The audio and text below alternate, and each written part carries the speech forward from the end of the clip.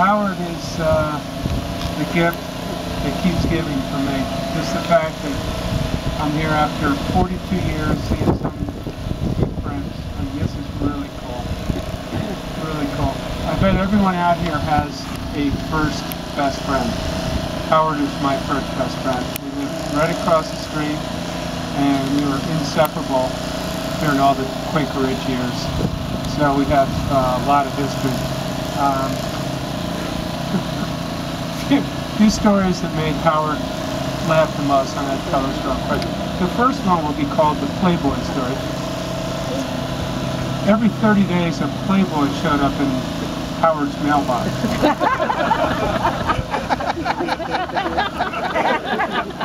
And 2 days before the Playboy showed up in the mailbox, Howard and I anticipated that, so we hide in the bushes.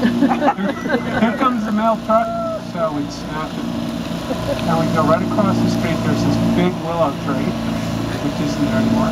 We climb up about 10 feet, and we look at the Playboy, and we go, oh my gosh, ooh, giggle. Then we climb down and we bury the Playboy, just like a freaking squirrel. And we were terrified. We go, oh my God, what happens if my dad finds out, or Mr. and Mrs. Young, we're screwed. So we bury it, and we go, okay, so 3 days from now. And then a day or two later, the freaking thing's gone. Every time. Someone found our hiding place. Now, Howard, his theory was Peter was the freaking bandit. To this day, Peter is still not admitted to it. So, I don't know if you are or not, but that's what Howard thought. For anyone that was in Howard's backyard, you knew the famous log cabin, which at the time we thought was a mansion. It was about the size of a small broom closet, I think. So we made so many improvements to that. We winterized it. We had all these fancy colors, red, white, black on the inside, divided into 3 rooms, and we spent hours and hours in that damn thing. In fact, one year I fell off and broke my leg off the roof. We were going to put a terrace up there. It didn't work out that well. And that was the same year, if I recall right, Howard and I had this great game. It was in Mrs. Young's car, which was parked in the front. And we rolled the windows down. So I'd get in the car, and I'd scoot over to one side, and Howard would try to anticipate me being there and beat me to that spot. So guess what? They had the car waxed the day before, so it was really slippery. So Howard goes like this, pulls off, lands right on his coconut, right on the curb, stitches, blood, the whole mess, right? And in spite of all of our screw-ups, I was invited to the house almost every single day, and that was really my second home. It was just great memories. We had the best times. It was amazing. Those years seemed like they went on forever, but it was just about 10 years ago. Alright, so this real quick one. This falls into the freaky shit category. I moved away from Armonk in end of 6th grade when I was 12. And I tell you, some of the names, I mean, this is great for me.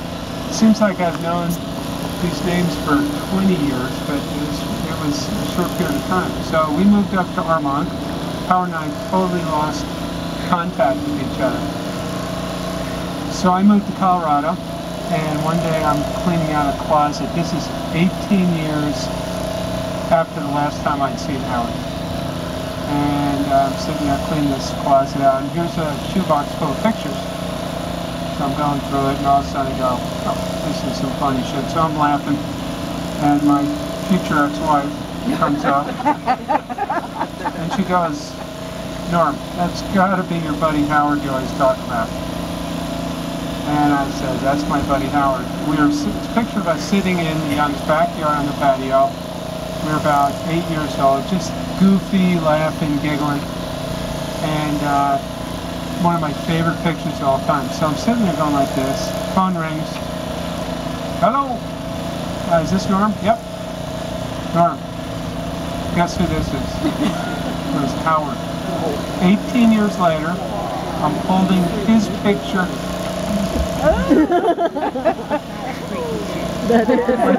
I tell that story to anyone that'll listen, and that is absolute truth.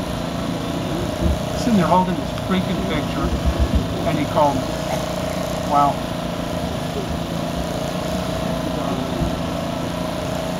After that point, we visit at least once a year, 4 times a year, twice a year. Tammy and I went out to visit Howard. It's probably 5 years ago, and Howard, the mathematical genius, goes, "Norm, I'm so excited. I figured out how to beat roulette." I go, "Yeah, right." He goes, I figured it out." So he's talking about calculus, physics, algebra, all this shit.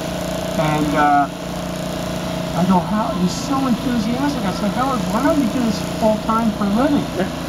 And it turns out, after all this fancy math, you still need a stopwatch. And the casinos didn't really like that too much. So it wasn't good enough for him to make a living out of. But whenever it came to math, boy, was he an enthusiastic guy. Howard hated attention. So I'm telling you right now, he's watching us, a little pissed off, taking us out of our routine to sit and honor him and talk about him. And God, what a guy! I tell you, my life's different not having Howard here. Just he's the most honest, honorable, greatest person, and I really miss my first best friend. And I'm glad Mrs. and Mr. is how I know him. Erwin, Adrian. I love your son a lot, and I miss him.